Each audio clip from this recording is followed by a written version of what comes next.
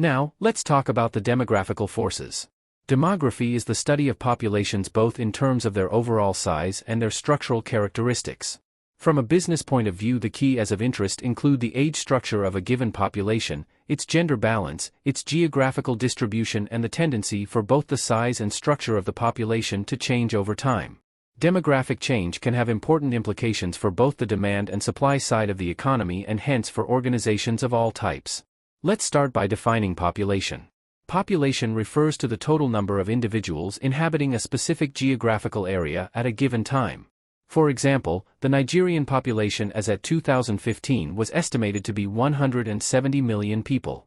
In comparison, Russia's then population of around 145 million was projected to fall to about 100 million by 2050 as a result of a declining birth rate and a rising death rate in the wake of the country's economic instability.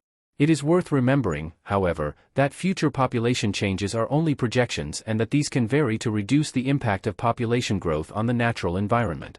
A country's population normally increases over time and will vary according to such factors as changes in the birth and death rates and in the rate of net migration.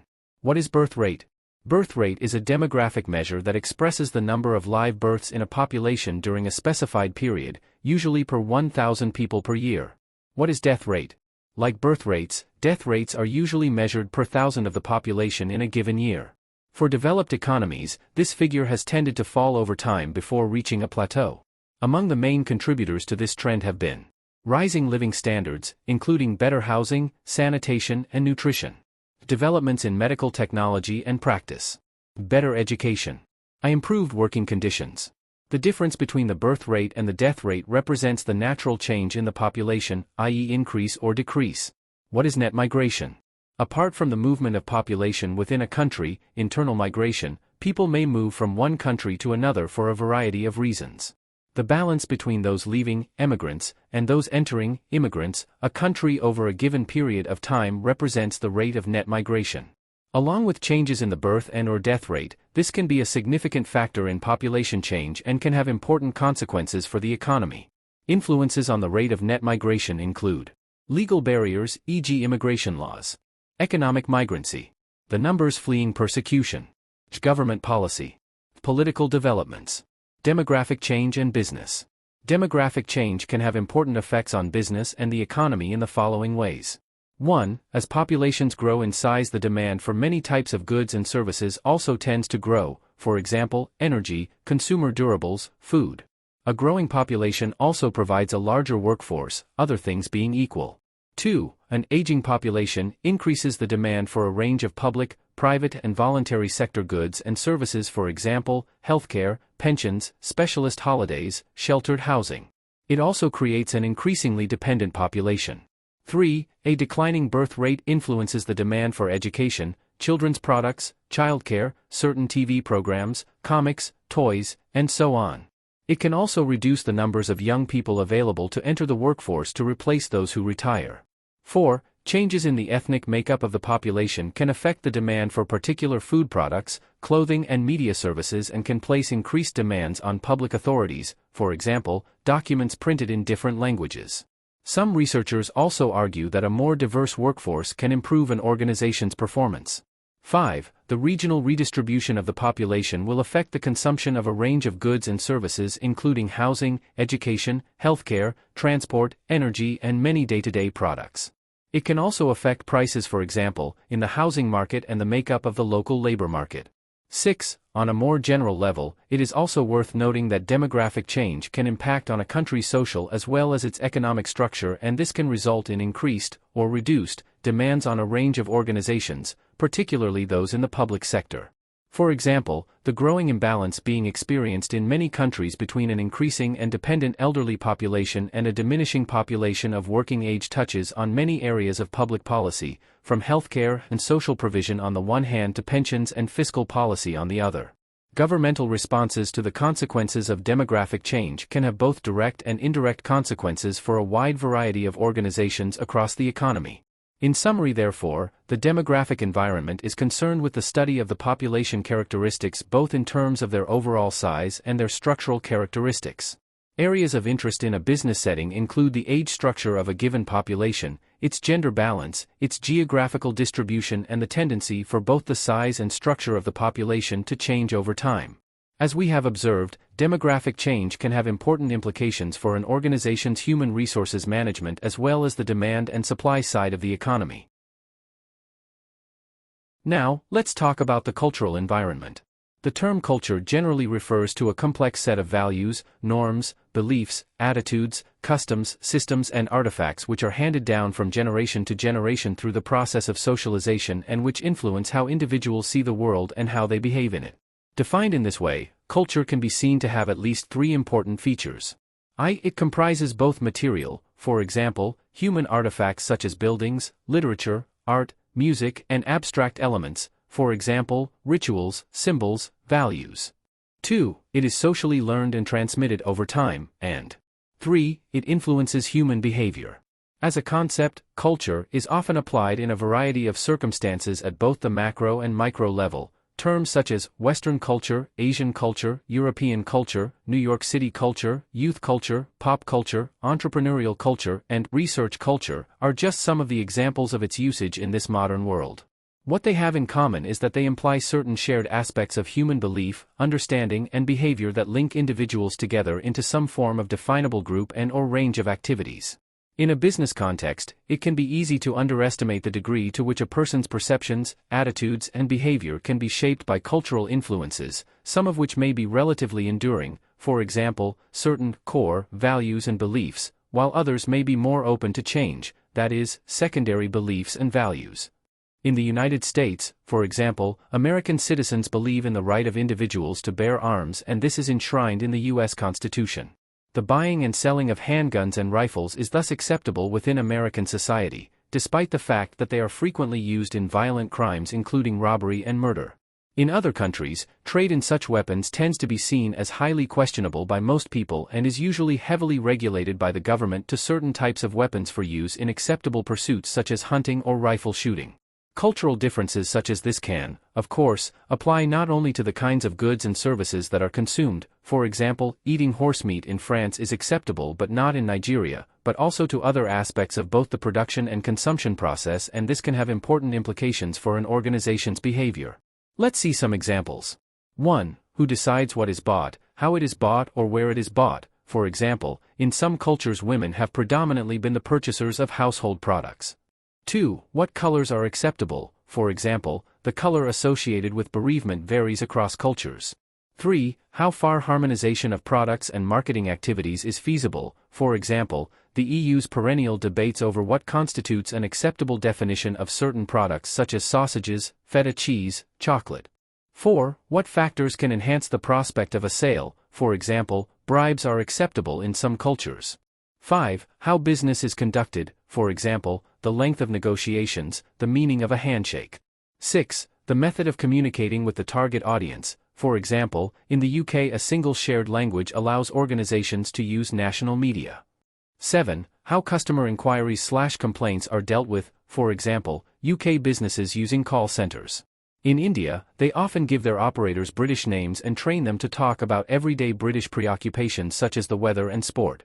In effect, culture not only influences an individual's response to products and the nature of the buying and selling process, but it also exercises a significant influence on the structure of consumption within a given society. Now, let's talk about subculture.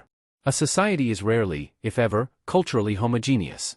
Within every culture, subcultures usually exist, comprising groups of individuals with shared value systems based on common experiences, origins, and/or situations. These identifiable subgroups may be distinguished by nationality, race, ethnicity, religion, age, class, geographical location, or some other factor, and their attitudes, behavior, customs, language, and artifacts often reflect subcultural differences. At times such differences can be relatively easily accommodated and ultimately may become institutionalized through the legal and/or political process. At other times subcultural differences can be the source of a considerable degree of conflict between various subgroups, resulting in serious divisions within a society and even in war and genocide. In Nigeria, we have such subgroups like Igbos, Yorubas, and Hausa. How does all this apply to market segmentation? Marketers have long recognized the importance of demographic, social, and cultural factors in shaping people's demand for goods and services. This is exemplified by distinct groups of buyers who share the same or similar attitudes and patterns of behavior and who might require separate products or marketing to meet their particular needs. By segmenting a market into its broad component parts, businesses should be able to focus their marketing efforts more effectively and efficiently, for example by developing product offerings and marketing programs which meet the requirements of the different market segments. Markets can be segmented in a variety of ways, and this tends to differ between consumer markets and those which involve business-to-business transactions. In practice, of course, marketers may use either one, for example, demography, or a combination, for example, age, location and social class, of different variables to segment a market they are seeking to target. A good example of combining the different variables is provided by the notion of geodemographic segmentation, which focuses on the relationship between an individual's geographical location and his or her demographic characteristics, given that close links frequently exist between a person's place and type of residence and factors such as income, family size, and attitudes. Understanding cultural difference. Hofstede found 5 dimensions of cultural differences that formed the basis for work-related attitudes. These dimensions are: 1. Individualism versus collectivism. Individualism refers to a loosely knit social framework in which people are supposed to look after their own interests and those of their immediate family. They can do so because of the large amount of freedom that an individualistic society allows its citizens. The opposite is collectivism, which is characterized by a tight social framework in which people expect others in groups of which they are part, such as family or an organization, to look after them and to protect them when they are in trouble. In exchange, they feel they owe absolute loyalty to the group. Hofstede found that the degree of individualism in a country was closely related to that country's wealth. Wealthier countries such as the United States, Great Britain, and the Netherlands are very individualistic. Poorer countries such as Colombia and Pakistan are very collectivistic. 2. Power distance. The second dimension of cultural differences identified by Hofstede examines the acceptance of unequal distribution of power. In countries with a high power distance, bosses are afforded more power simply because they are the bosses. Titles are used, formality is the rule, and authority is seldom bypassed. Power holders are entitled to their privileges, and managers and employees see one another as fundamentally different kinds of people. India is a country with high power distance, as well as Venezuela, Mexico, and Nigeria. In countries with low power distance, people believe that inequality in society should be minimized. People at various power levels are less threatened by, and more willing to trust, one another. Managers and employees see one another as similar. Managers are given power only if they have expertise. Employees frequently bypass the boss in order to get work done in countries with a low power distance, such as Denmark and Australia. 3. Uncertainty avoidance. Some cultures are quite comfortable with ambiguity and uncertainty, whereas others do not tolerate these conditions well. Cultures with high uncertainty avoidance are concerned with security and tend to avoid conflict. A society that is high in uncertainty avoidance is characterized by high level of anxiety among its people, which manifests itself in nervousness, high stress, and aggressiveness. Organizations in these cultures are likely to have formal rules and little tolerance for unusual ideals and behaviors. 4. Masculinity/femininity. Masculinity stands for preference for achievement, heroism, assertiveness, work centrality, with resultant high stress, and material success. On the other hand, femininity reflects the values of relationships, cooperation, group decision-making, and quality of life. Societies with strong masculine values are Japan, Austria, Mexico, and Germany. Countries with feminine values are Sweden, Norway, Denmark, and the former Yugoslavia. 5. Long-term orientation/short-term orientation. In long-term orientation, people embrace a long-term view of life. Here savings is emphasized. On the other hand, in societies with short-term orientation, people tend to stress the here and now. So in summary, culture is an important aspect of the general business environment. Culture denotes the norms, customs, and values of the general population. There are cultural differences which affects the operations of an organization. Organizations must seek to understand the culture of the society in which it operates if they are to succeed in their operations. Managers need to learn and adjust to the culture of their area of operation.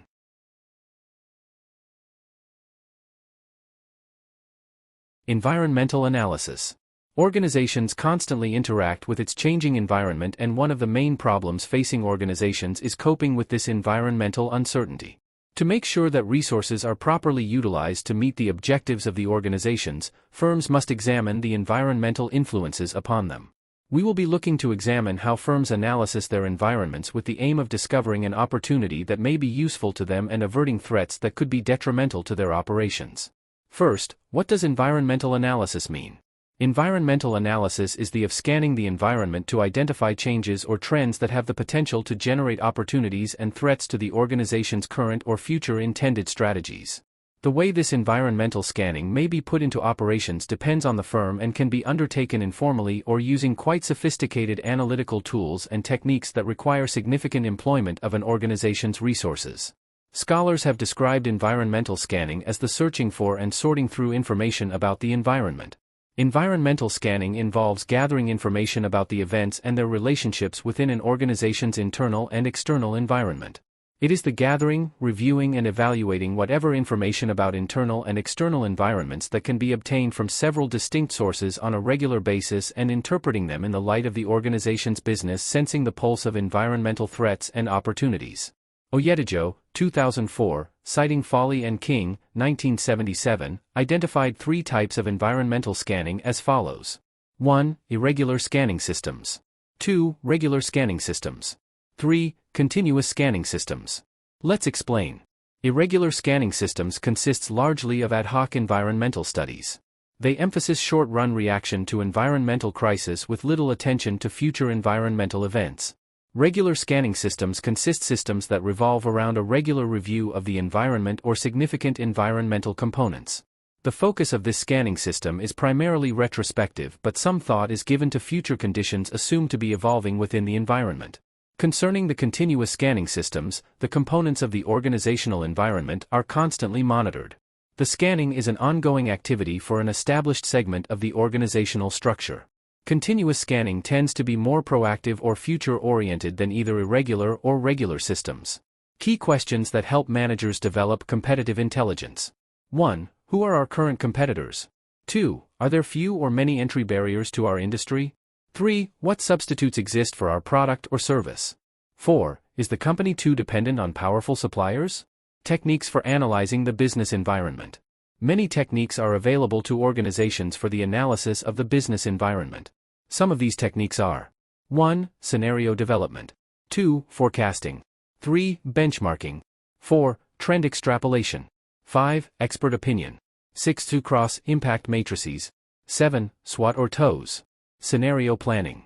Scenario planning is the formulation of multiple forecasts of future conditions followed by an analysis of how to respond effectively to each of those conditions. It can also be called contingency planning. In scenario planning, organizations may generate between 2 or 4 generically different possible futures as an outcome of the scenario planning process. This technique often focuses on the best case or worst case scenarios. Forecasting. Forecasting is another method used by organizations to analyze their environments. Forecasting is the process of predicting what will happen in the future considering the interplay of some environmental variables. For example, in making capital investments, firms may try to forecast how interest rates will change. In deciding to expand or downsize a business, firms may try to forecast the demand for goods and services or forecast the supply and demand of labor they probably would use. SWOT analysis. The full meaning of SWOT is: S stands for strengths, W stands for weaknesses, O stands for opportunities and T is for threats. These are factors found within the business environment in which the organization operates.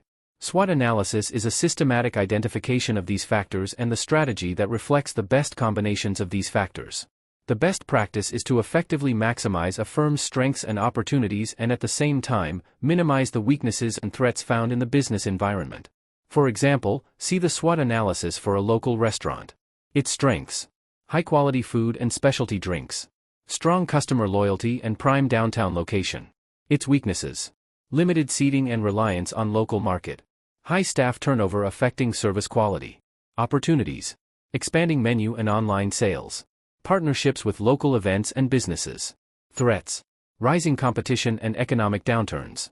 Increasing costs of local food items and operations. Now, let's talk about benchmarking. Benchmarking is yet another tool in which a firm can use to analyze its environment. Benchmarking is the process in which an organization undertakes to compare its practices and technologies with those of other organizations. In practice, a firm would identify the best performing company in a given area, for instance, product quality or customer service, and then comparing the processes with theirs to see the areas where improvements can be made in order to meet or even exceed the best practice. Limitations of environmental analysis. 1. Environmental analysis is not an exact science and does not eliminate uncertainty, as unforeseen events can disrupt the anticipated patterns of change. 2. It should not be viewed as a crystal ball for predicting the future, nor should it absolve managers from their strategic planning responsibilities. 3. Environmental analysis can complicate decision-making by conflicting with the intuitive judgments of experienced managers. 4. There is a risk that over-reliance on environmental analysis may overshadow insights from other sources, potentially leading to missed strategic opportunities. 5. Failure to fully exploit environmental analysis in strategic decision-making represents inefficiency and wastage of resources for the organization. In summary, therefore, environmental analysis entails scanning the business environment to obtain information that might be useful to an organization in its operations. Environmental analysis has its limitations as well. Managers, therefore, should be very careful while undertaking environmental scanning. If you have learned from these videos, click the notification button. Please give it a thumbs up so that others can see it or will see it. Always remember to subscribe if you have not done so. Until next time, keep learning.